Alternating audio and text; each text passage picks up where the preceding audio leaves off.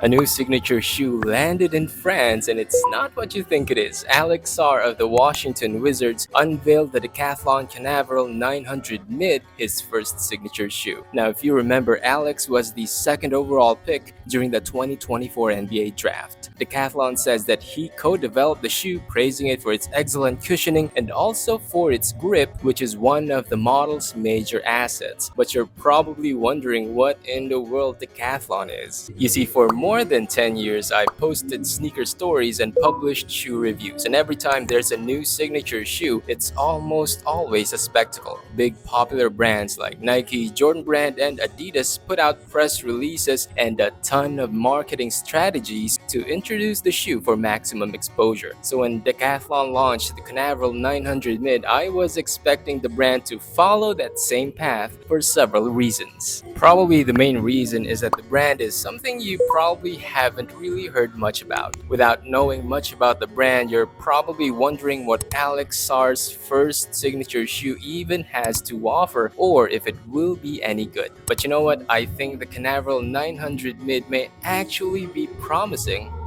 So let's have a quick conversation.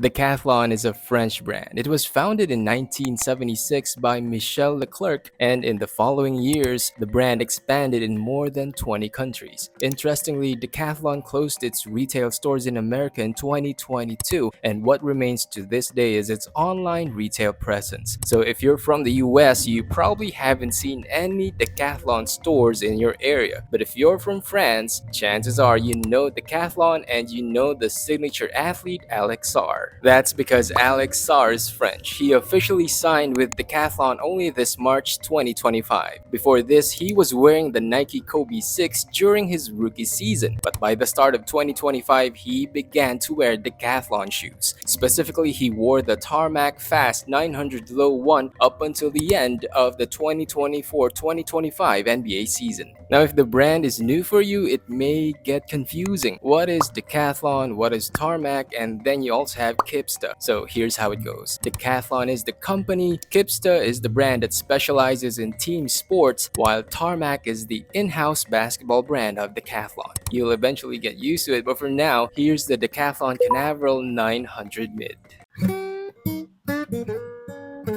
Here's what we know so far about the tech specs. The upper material is made up of 5% thermoplastic polyurethane or TPU and 95% polyester. It looks like these have been woven backed by a fuse-like layer. The tongue uses soft mesh while the lacing setup uses looped cable stitched along the length of the eye stay. The shoe uses full-length V foam for the midsole. According to the brand, the V foam midsole is cushy and dynamic with a bounce that makes for a more aerial game. Adding to this setup is what the brand calls SCF insole, which is said to be reactive. Decathlon says that the insole's elasticity minimizes energy loss and supports the return to the ground. For stability, there's a forefoot to midfoot nylon plate called TMK blade inserted between the midsole and outsole to prevent the V-foam midsole from deforming, and on the lateral is a plastic cage called TMK side guard. The outsole is interesting. It's made up of what the brand calls CPU, otherwise named by the brand as ultra fine contact, which is said to give you a fast startup so you'll be quicker on your feet. The brand says that they've tested both adherence to different levels of dust in the laboratory and in real life conditions and resistance over time, particularly to ground abrasion. Basically, the outsole is made up of 50% polyurethane and 50% thermoplastic copolyester elastomer. But what do these all even mean?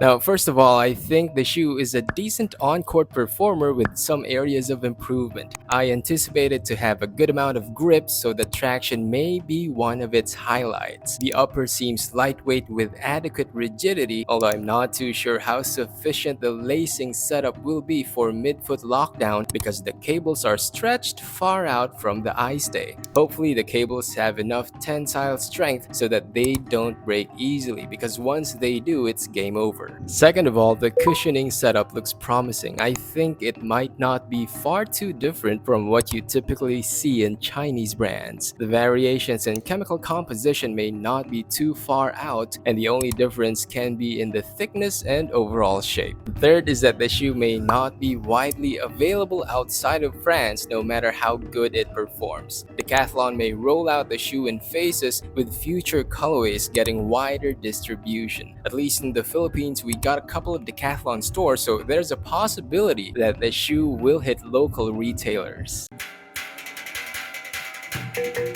The price is actually not that bad. The shoe retails for 90 euros, which is about $105 or almost 6,000 pesos in the Philippines. It's a good entry price for a signature shoe, especially for a brand that is attempting to take a better hold of NBA fans. That's because Decathlon has had basketball shoe collabs with the NBA in recent years, although from the looks of it, the sneaker line probably didn't do great in terms of sales. But now that Decathlon has Alex Sarr and his first signature shoe, things may start to pick up slowly at first, and then the momentum could gain steady steam in the months to follow. It will most likely begin in France, and if and when Alex rises up in the ranks of NBA stars, that shift could speed up. For now, it all begins with the Decathlon Canaveral 900.